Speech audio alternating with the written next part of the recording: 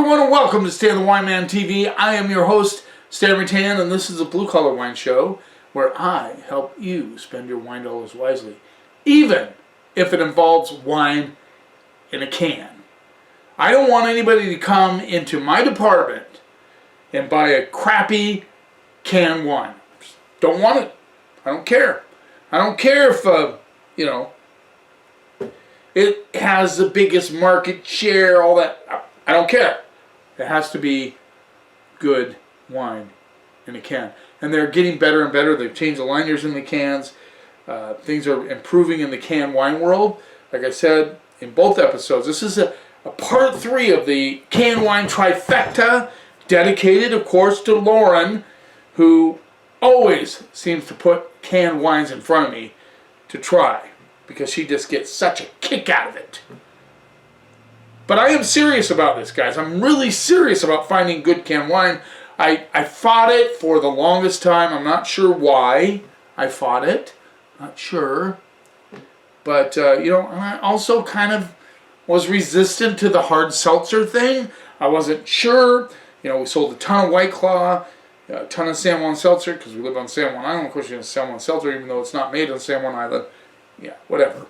But now I've expanded the seltzer category, hard seltzer category in the store. It's doing fairly well. Not sure if I'll gain that many more sales, but we'll see. I've actually tasted a couple that I like. So anyway, we're going to get started right off the bat. In part 3, we're going to look mostly at still wines. We're going to do some whites and then the rosé and some reds and a sangria, etc., just to see how they do. And, it's interesting that I've tasted in the part 1 and part 2 of the canned wine trifecta, only 4 wines out of full cans of all of them were what I would consider acceptable for the department I work in. Now, I'm not a wine snob at all, but like I said, I don't care if you're spending under $6. I want it to be good wine, and like I said again, the Brown Family Can Cab for $12.99 still I think is awesome. I'd buy it any day of the week. Really, I would. Okay, let's get started with the Dark Horse. Sauvignon Blanc Dark Horse is considered a value label in the bottles. I'm assuming this is around $4 to $5. I'm not giving you the price on these. I don't think most of you are price shoppers unless you run across the brown cab, of course. There you go. Dark Horse Sauvignon Blanc. Now, I'm picky about Sauv Blanc. I don't know if I've tasted a Sauv Blanc in a can, but here we go.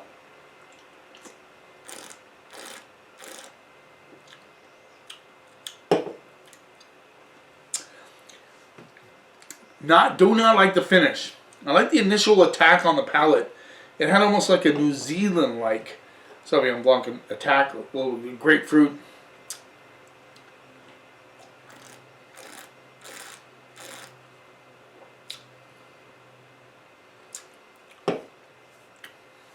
Very dry, bone dry. If you were harvested some shrimp and you're by the campfire and you got the shrimp going, this would be good. I am not opposed to this Sauvignon Blanc at all. It's nice and dry, has a little grapefruit, a little lemon, a lot of citrus notes on this.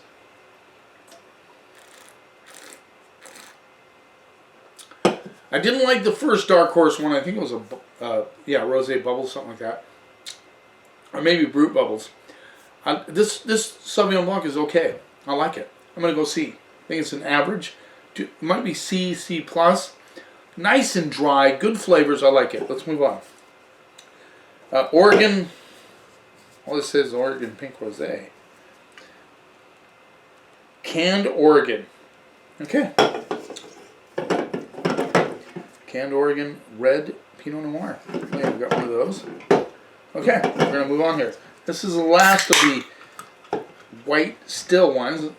So this is Oregon Pink Rosé. Canned Oregon Pink Rosé.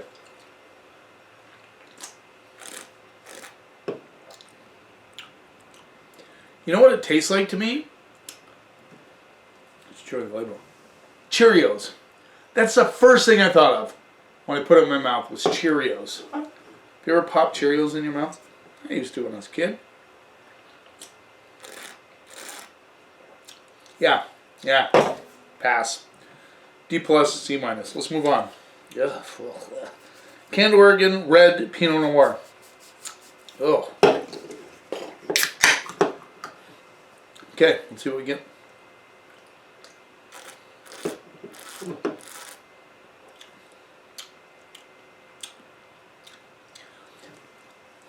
Tastes like a Pinot Noir that had a little bit of a like an old campfire.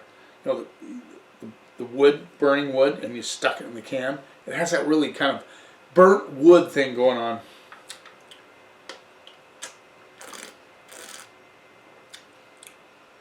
It's not terrible. That burnt wood thing might put some people off. Doesn't put me off. But it's not what you're looking necessarily for in a Pinot Noir.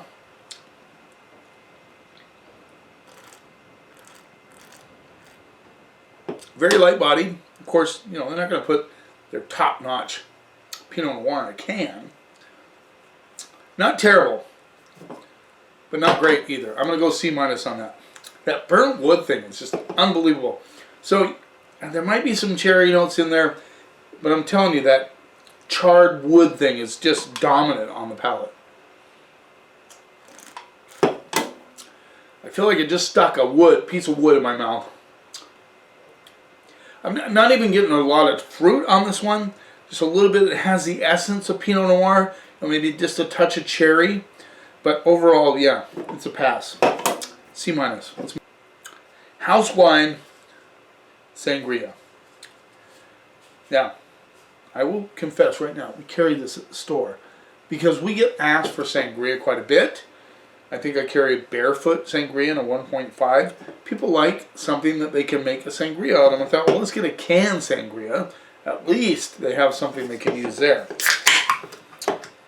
And if I remember correctly, I thought this was okay. Very fruity, which is what you want from the Sangria. It has like plum, strawberry, raspberry, all these flavors going on.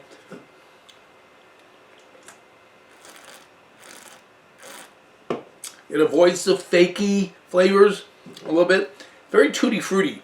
I'm going to say, like Fruit Loops. You know, you got a bowl of Fruit Loops in a can. But that's what you're looking for when you're making a Sangria. You want that fruitiness to add to your mixture, however you make your Sangria. This would be a perfect match to that. I'm going to go C+, B-. Let's move on. Freak Show Cab in a can from Michael David Winery. Let's see what we get in this little teeny can of wine, which, you know, I'm not sure what this would go for. It couldn't be too bad. It's very small.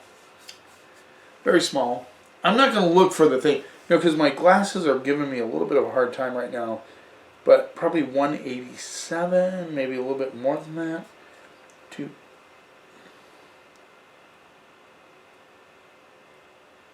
I can barely 187. There it is. All right, let's see what we get on this one. Now, Michael David puts their hat on big, bold wines. You know, the Petite, Earthquake Zin, Freak Show Cab. All those are very big, unctuous wines. That's what they do. They're not shy about it. They're not ashamed of it. That's what they want to make. So they make those wines. And a lot of people like them. They do. Petite, which is a blend of Petite Sirah and Petite Verdot, huge in the store. Sells out every week.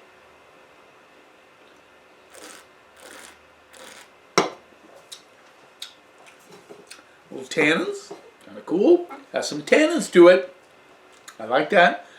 Knowing these guys, they just put their regular Freak Show Cab in a can. Maybe. I'm not sure on the price on this.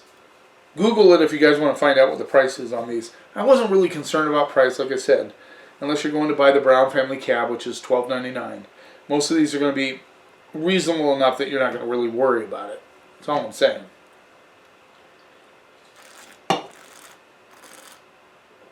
This has currants, good tannins. I mean, seriously, it has tannins. So, if you're barbecuing some hamburgers on the campfire, maybe grilling some steaks, this would be okay. Really would.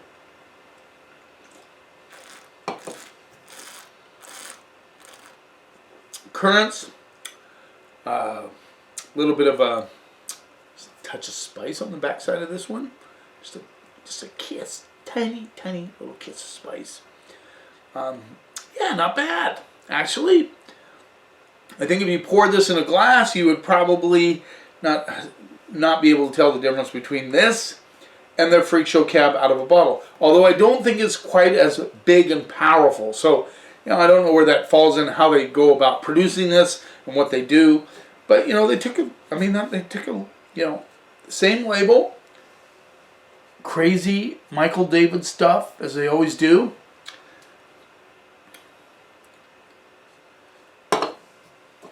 Big Grateful Dead fans, by the way. A little cherry action. This has complexity. I'm actually impressed with this one. Almost as impressed as I am with the Brown Family Cab in a can. I'm going to go BB+. Yeah, solid can wine from Michael David Winery. So how'd you feel about these canned wine episodes? I wanted to hear it in the comments. Do you appreciate them? Do you even care? Do you want me to get off the canned wine wagon?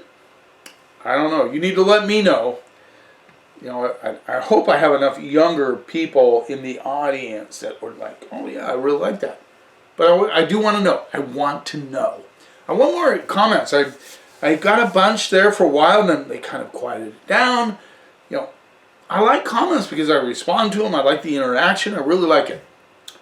Thanks for taking a little time out of your day. I really appreciate your support, Can Wine.